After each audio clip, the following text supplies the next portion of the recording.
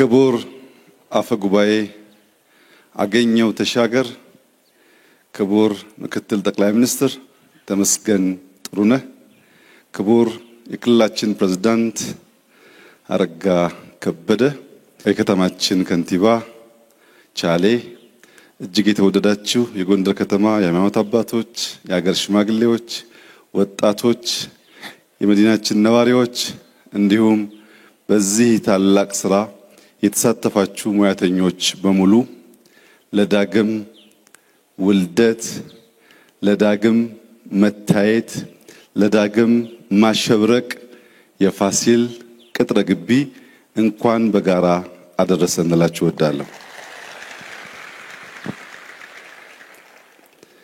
ንግግሬን ከመጀመሪያ በፊት ለመላው የጎንደር ከተማ ህዝብ፣ ለክልሉ ህዝብ እና ለክልሉ አመራሮች የዚህ ታላቅ ታሪክ አካል ለመሆን ድጋሚ እድል ስለሰጣችሁኝ እጅግ አድርጌ አመሰግናለሁ።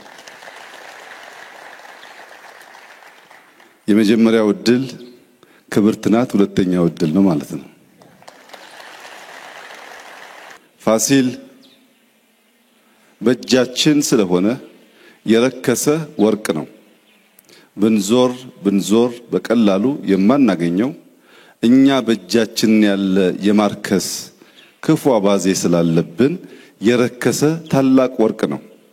ይህን የመሰለ ስጦታ የሰጡን አባቶቻችን የነሱን ፈለግ ተከትለን አገር ብናለማ፣ አገር ብንሰራ ዛሬ ኢትዮጵያ ተረጅና ለማኝ አትሆንም።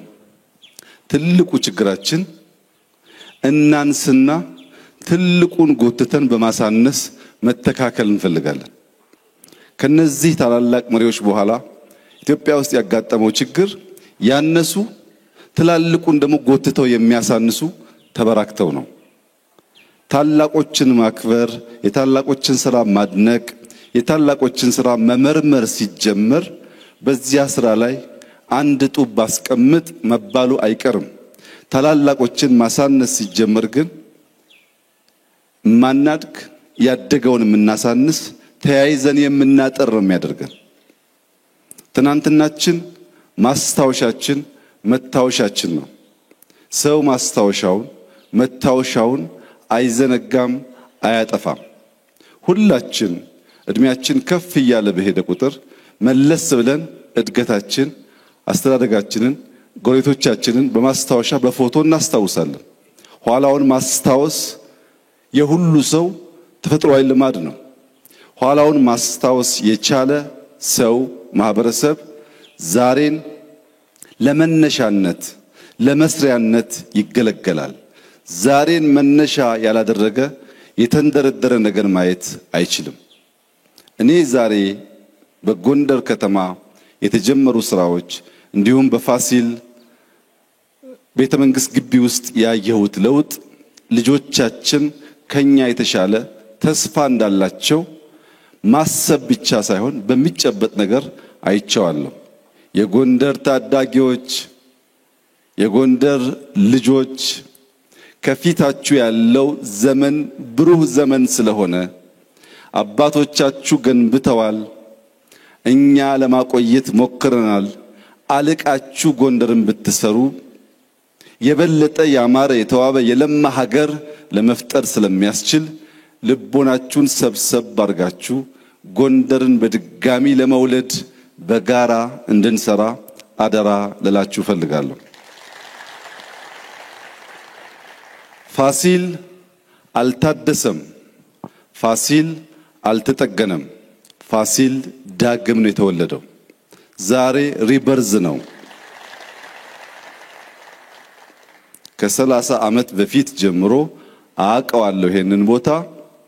ተጠገነ የሚለው ስም ያንስበታል። ዳግም ተወለደ ቢባል ተገቢ ይሆናል። ነገር ግን ታሪካዊ ጭብጡ እንደሚያመላክተው የጎንደር ከተማ ምስረታ መነሻው ሐሳብ ይህ ቤተ መንግስት ነበር። የቤተ መንግስት ከባቢውን ፈጠረ። ዛሬ ቤተ መንግስቱ ዳግም ተወልዷል። አራዳን ዳግም ካልተወለደ ጃንተከል ዳግም ካልተወለደ ቆባስጥል ዳግም ካልተወለደ ታሪክ አልተደገመም ማለት ነው። ታሪክ ይደገም እንደሆን አውራው የጅማሮ ስራው ራሱን በወለደው ልክ በቅርብ ርቀት ያሉ ከባቢዎች አራዳም እንደቀደመ እንደ መርካቶ ራሱን ዳግም ወልዶ ጃንተከልም ራሱን ወልዶ ቆባስጥልም ራሱን ወልዶ ጎንደር እንደ ፋሲል ራሷን ዳግም ወልዳ ማየት የሁላችን መሻት ምኞትና ስራ መሆን አለበት። ከአዘዞ ጀምሮ እስከ ፒያሳ የተጀመረው የኮሪደር ስራ ጎንደር ዳግም ለመወለድ እያማጠች እንደሆነ ያሳያል። ግን ይህ ምጥ ሙያተኛ ይፈልጋል። ይህ ምጥ ሐኪም ይፈልጋል። አሁን ባለበት ከቀረ ይጨነግፋል፣ አይወለድም። ደግፈን አግዘን እንዲወለድ ካደረግነው ግን ልክ በፋሲል ቅጥረ ግቢ እንደሚታየው ያለው ውበት በመላ ጎንደር ከተማ ውስጥ ሊታይ ይችላል። ለዚህም እናንተ ጎንደሬዎች በዘመናት መካከል ምርጥ ከንቲባ አግኝተናል። ይህንን ከንቲባ ደግፈን ይህንን ከንቲባ አግዘን ለጎንደር ዳግም መወለድ ግራና ቀኝ ሳንመለከት ይህንን እድል እንጠቀምበት። እድል ያልፋል። እድል መጠቀም የብልሆች፣ የአዋቂዎች፣ የአስተዋዮች፣ የጥበበኞች ልምምድ ነው።